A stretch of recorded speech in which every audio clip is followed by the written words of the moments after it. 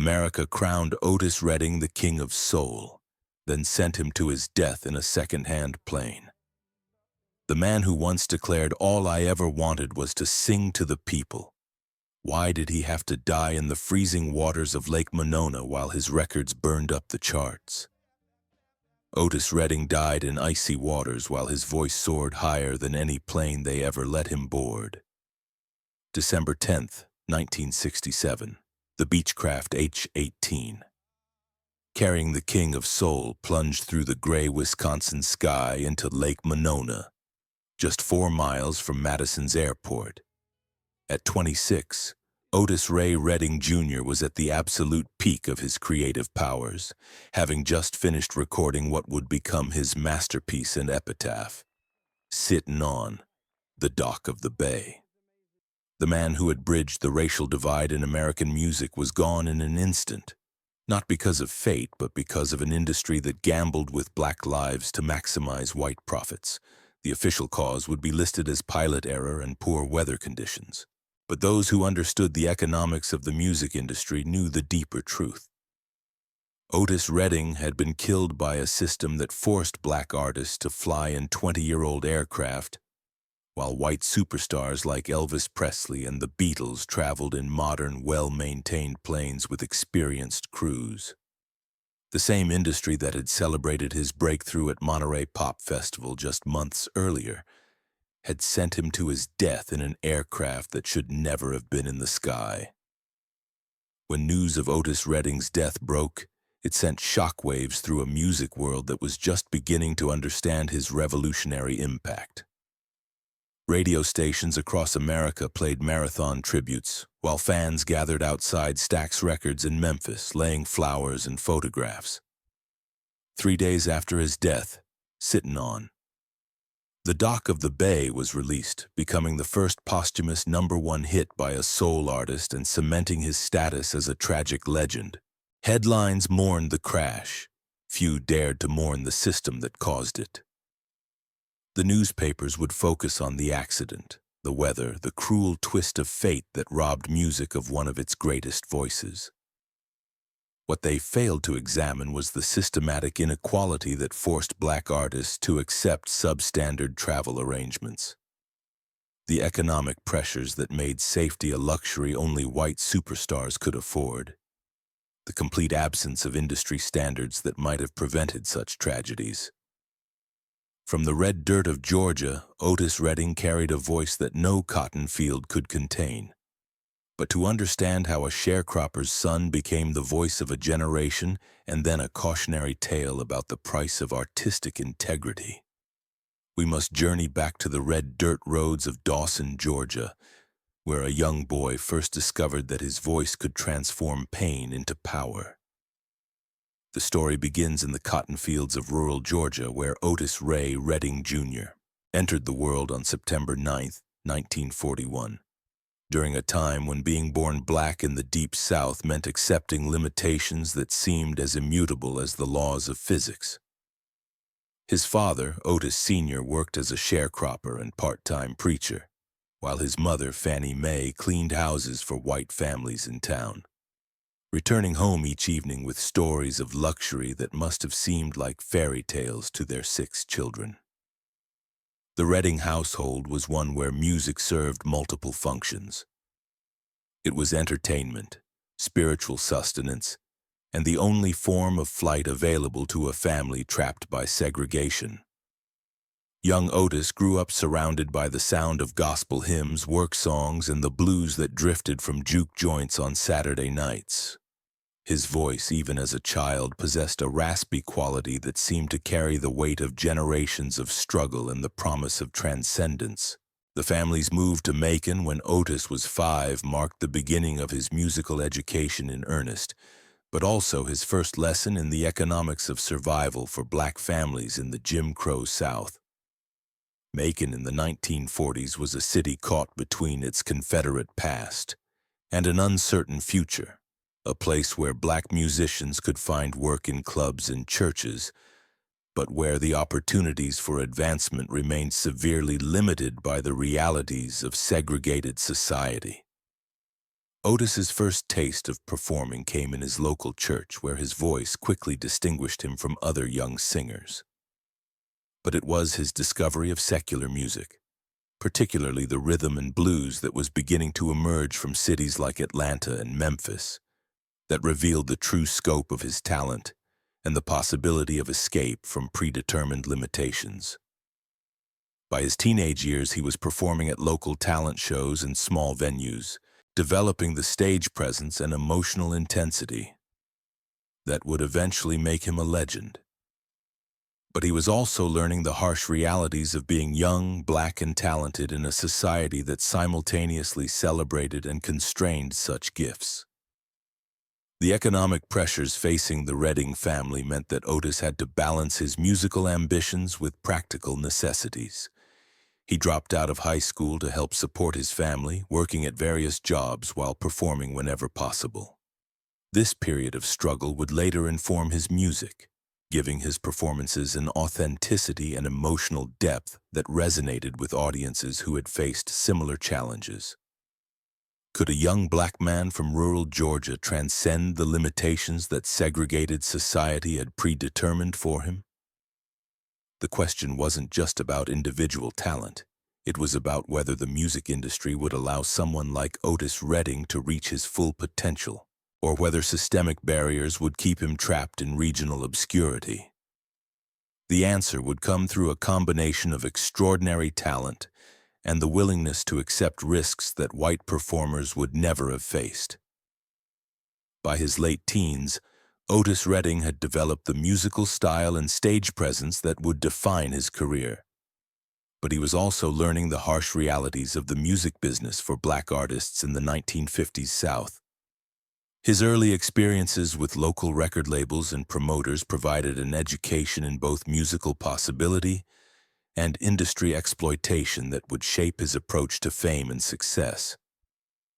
The transformation from local performer to regional star happened through a combination of talent, persistence, and the kind of serendipity that often characterizes great careers. That car ride to Stax wasn't just chance. It was the first flight of Otis Redding's voice, though the runway was already cracked. His impromptu recording session of These Arms of Mine at Stax Records in Memphis would launch his professional career and introduce him to the complex dynamics of an integrated recording environment in the segregated South. Stax Records, founded by white siblings Jim Stewart and Estelle Axton, represented a unique experiment in integrated music making during the height of the civil rights era. The label's interracial house band and relatively equitable treatment of black artists made it an oasis of possibility in an industry still dominated by segregated practices and exploitative contracts.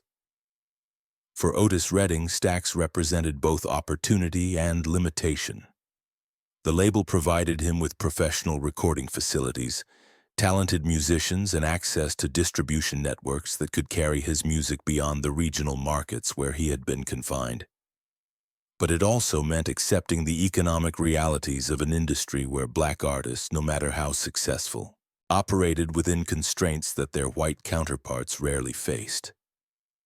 The touring schedule required to build his reputation was brutal and often dangerous, particularly for black artists traveling through the segregated South. Before he had his own plane, Otis often slept in the band's truck, eating at gas stations and performing in venues where basic amenities were luxuries rather than expectations. These early flights in his career were metaphorical, soaring above poverty and limitation through the power of his voice, even while his feet remained firmly planted in the harsh realities of systemic inequality. But these hardships also contributed to the authenticity that would make Otis Redding's music so powerful. His performances carried the weight of real experience, the understanding that came from struggling for every opportunity and never taking success for granted. When he sang about pain, love, and loss, audiences recognized the truth in his voice because it had been earned through genuine struggle.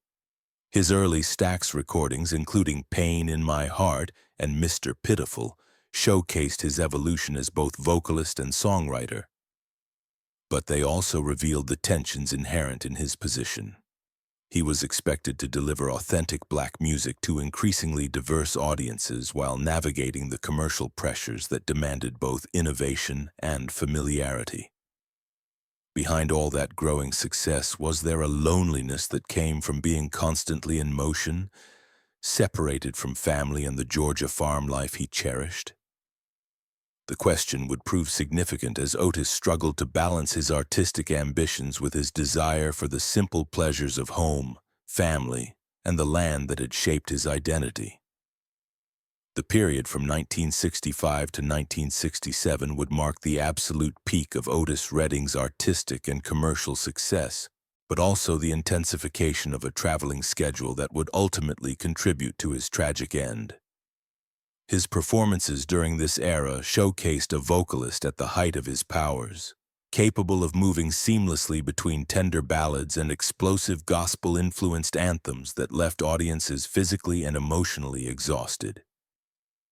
The recording of albums like Otis Blue and the Soul album established Otis Redding as more than just another rhythm and blues performer.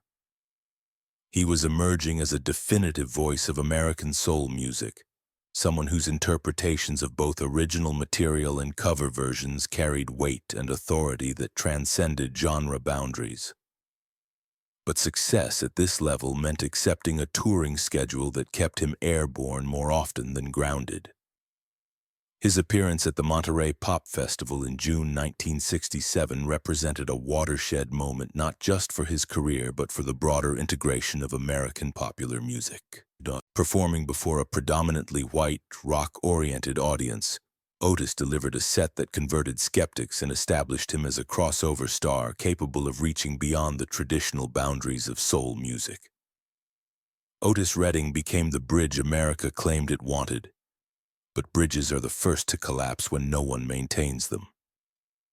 The image of him at Monterey, leather jacket gleaming under stage lights, pouring every ounce of his being into performances of Try a Little Tenderness and I've Been Loving You Too Long, became iconic representations of soul music's power to transcend racial and cultural divisions. But the success also brought new pressures and expectations that complicated his life and career. The demand for his live performances reached levels that required increasingly rigorous touring schedules, often involving multiple cities in single days and travel arrangements that prioritized speed and economy over safety and comfort. He gave America its soundtrack. America gave him a ticket on a 20-year-old plane. The music industry's treatment of successful black artists often resembled a form of benevolent exploitation, where financial success came at the cost of physical and emotional well-being. While white superstars could demand first-class accommodations and modern aircraft, black performers like Otis were expected to accept whatever transportation was deemed adequate by cost-conscious promoters and booking agents. During this period, Otis Redding began expressing desires to step back from the relentless pace of touring and focus more on songwriting and production work. His vision extended beyond his own performance career to include developing other artists and perhaps establishing his own label. But the financial pressures of maintaining his success and supporting not just his family but an extended network of musicians and staff made such transitions difficult. The personal cost of constant touring was becoming increasingly apparent to those close to Otis. His marriage to Zelma Atwood in 1961 had provided stability and grounding, but the demands of his career meant long separations from his wife and children. Phone calls home became painful reminders of what he was missing. First steps, first words, school plays, and the daily rhythms of family life that he craved but couldn't maintain while pursuing his musical ambitions. Zelma Redding later described watching her husband struggle with the contradiction between his public success and private longing for home. He would return from tours both exhilarated by audience response and exhausted by the isolation of constant travel. The man who could command the attention of thousands on stage often seemed lost and lonely in the quiet moments between performances. His children, Dexter, Demetria, and later Carla and Otis III, became both his motivation for continued success and his reason for wanting to escape the touring cycle. He dreamed of returning to Georgia permanently, of buying a large farm where his family could live peacefully while he continued making music on his own terms. The dream of agricultural life represented not just personal preference, but a desire to reclaim the connection to land and community that constant touring had severed. The farm he eventually purchased in Round Oak, Georgia, became his sanctuary and his laboratory for imagining a different kind of life. Between tours, he would spend hours working the land, raising cattle, and planning improvements that reflected his vision of sustainable success. These periods at home revealed aspects of his personality that contrasted sharply with his stage persona. He was gentle, contemplative, and deeply connected to the natural world that had shaped his childhood. But the economic realities of the music industry made extended residence at the farm impossible. The income required to maintain his lifestyle and support his extended family depended on constant touring, recording, and the kind of visibility that required him to be everywhere except where he most wanted to be. The contradiction between his desires and his obligations created a tension that would ultimately contribute to the fateful decision to board that Beechcraft on December 10th. His sessions at Stax during late 1967 revealed an artist at a creative peak, experimenting with new sounds and approaches while maintaining the emotional intensity that had made him famous. The recording of Sittin On the dock of the bay just days before his death showed him moving in directions that might have revolutionized soul music if he had lived to pursue them. The creation of Dock of the Bay was itself a reflection of Otis's evolving artistic vision and his growing desire for introspection over constant motion. The song's contemplative mood and acoustic guitar foundation represented a departure from the high-energy performances that had made him famous, suggesting an artist ready to explore quieter, more personal territories. The lyrics about sitting by the water, watching time pass, and feeling disconnected from the world around him seemed to capture his own psychological state as he approached his 26th birthday. Steve Cropper, who co-wrote and produced the song, later described Otis as unusually focused and excited about the track's potential. "This is the one," he told Cropper during their final session together. "This is the song that will change everything." The prophetic nature of those words would become apparent only after his death, when the song's posthumous success validated his artistic instincts while serving as a heartbreaking reminder of the future that had been stolen from him. The recording process itself was marked by an unusual serenity and confidence that contrasted with Otis's typical high-energy studio sessions. He seemed to understand that he was creating something special, something that captured not just his artistic evolution but his emotional state as a man caught between competing demands and desires. The song's melancholy undertone suggested someone who had achieved everything he thought he wanted, but found himself longing for something simpler and more sustainable. In those final weeks before his death, Otis spoke frequently about his plans to reduce touring and spend more time at home with his family. He had begun negotiations for film appearances and was exploring opportunities in music production that would allow him to influence the industry without constantly traveling. The irony that his death occurred while traveling to yet another performance, one that financial pressures had made difficult to refuse, would not be lost on those who understood the systematic forces that had trapped him in an unsustainable cycle. The question that haunted this period of triumph was whether Otis Redding could have maintained his artistic integrity and personal well-being while meeting the demands of an industry that viewed black artists as particularly valuable but ultimately disposable commodities, worth celebrating as long as they could perform but easily replaced when they could no longer meet expectations or when the risks of maintaining them became inconvenient.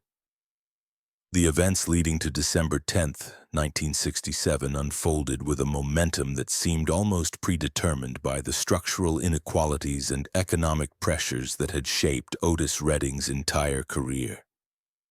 The decision to perform at the Factory nightclub in Madison, Wisconsin, was driven by the same financial necessities that had governed most of his professional choices. The need to maintain momentum and meet the expectations of an industry that demanded constant availability from its black stars. The industry that sold out arenas for Otis sent him to them in planes that should have been in museums. The Beechcraft H-18 that would carry him to his death was a 20-year-old aircraft that represented the kind of cost-cutting measures commonly employed in the transportation of black artists.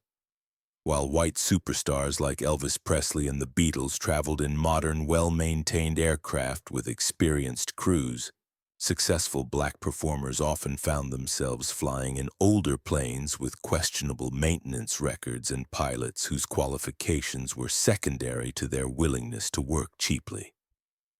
The weather conditions on December 10th were marginal at best: thick fog, freezing temperatures, and limited visibility that should have grounded any aircraft attempting to land at Madison's Truax Field. But the economic pressures of the music industry meant that canceling performances for safety reasons was often seen as unprofessional and could damage an artist's reputation with promoters and booking agents. Otis Redding's decision to proceed with the flight despite dangerous conditions reflected the systematic pressures faced by black artists who understood that their success was always tentative and could be withdrawn at any moment.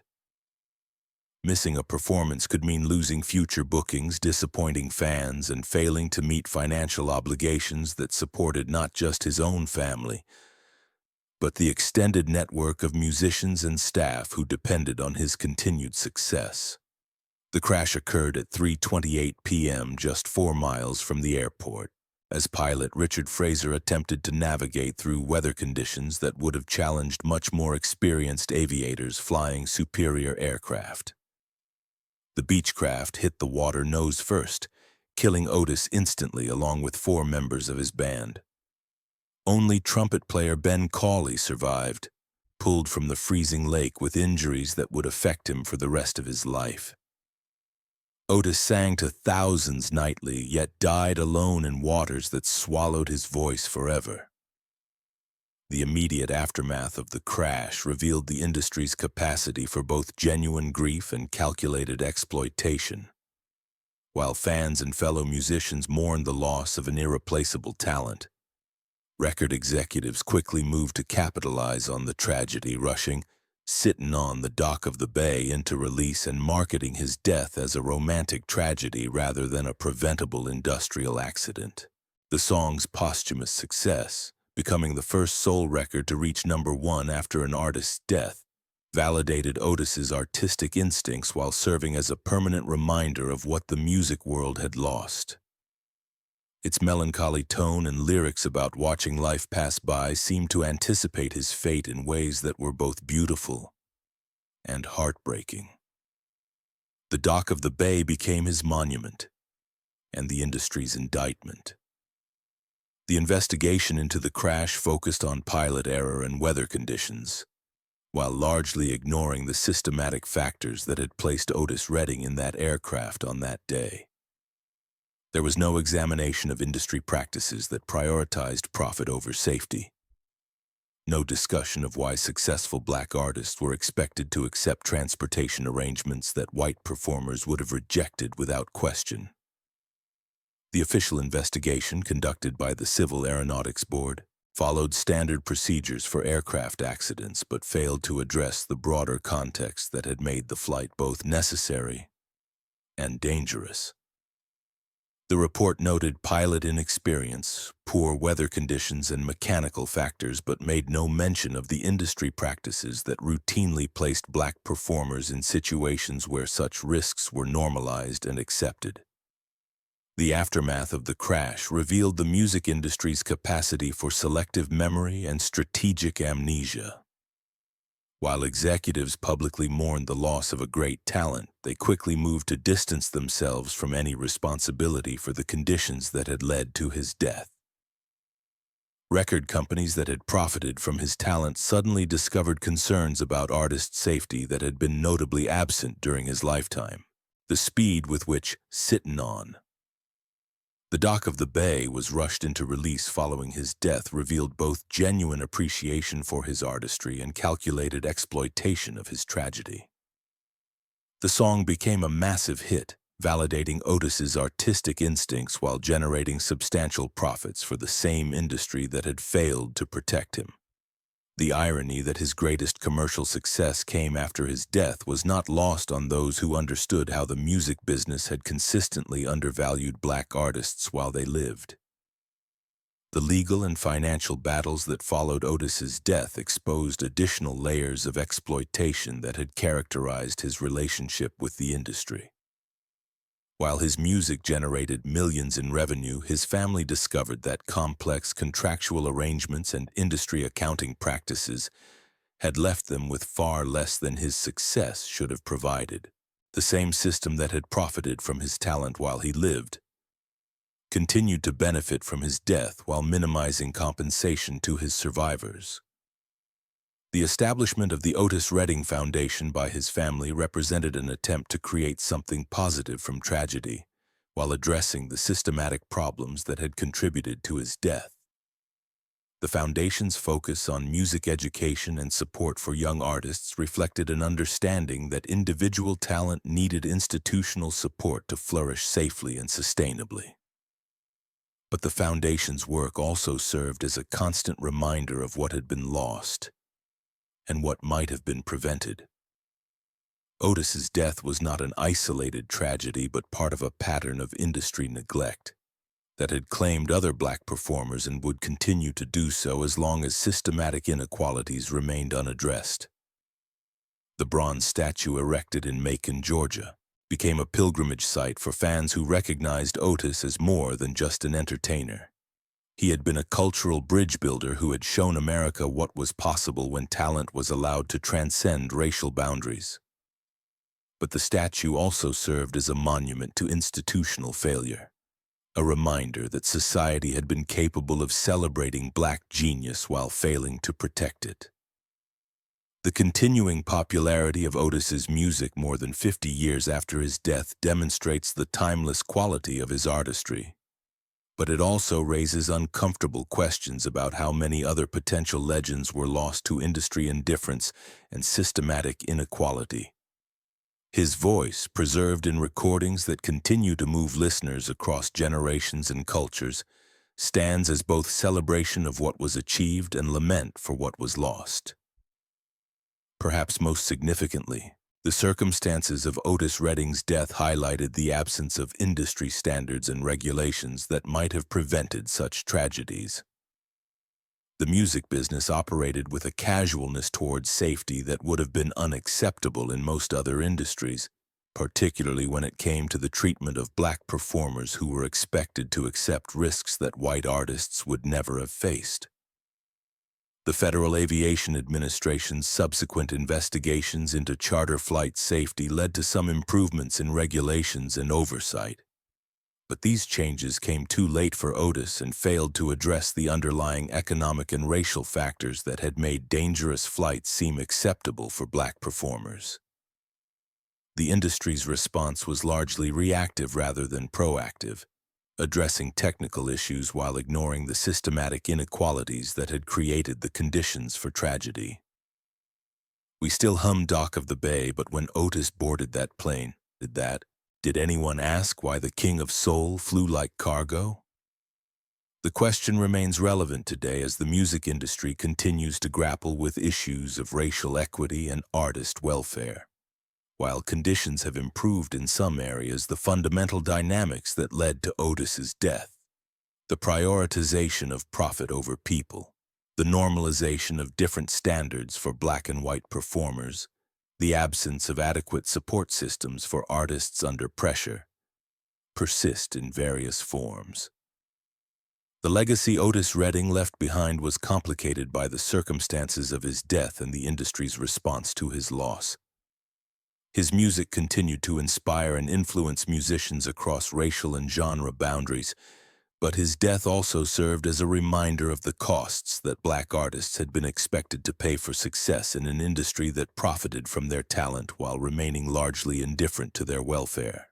The posthumous release of Sittin' On the Dock of the Bay created a permanent monument to Otis Redding's artistic genius while also serving as an implicit indictment of an industry that had failed to protect one of its most valuable assets. The song's success proved that he had been on the verge of even greater achievements when his life was cut short by preventable circumstances. In the decades following his death, Otis Redding has been remembered primarily as a tragic figure whose potential was cut short by fate. But this narrative often obscures the systematic factors that contributed to his death. His story illuminates the broader patterns of exploitation and neglect that characterized the music industry's treatment of black artists during the civil rights era and beyond. The Otis Redding Foundation, established by his family to support music education, represents an attempt to channel his legacy toward positive change while honoring his memory.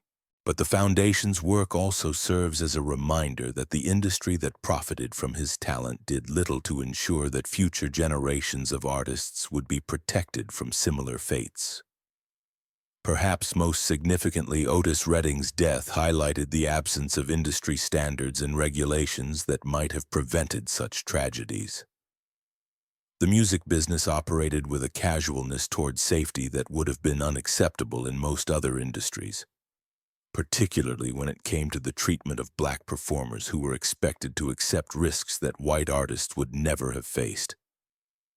We still hum Dock of the Bay, but when Otis boarded that plane, did anyone ask why the King of Soul flew like cargo?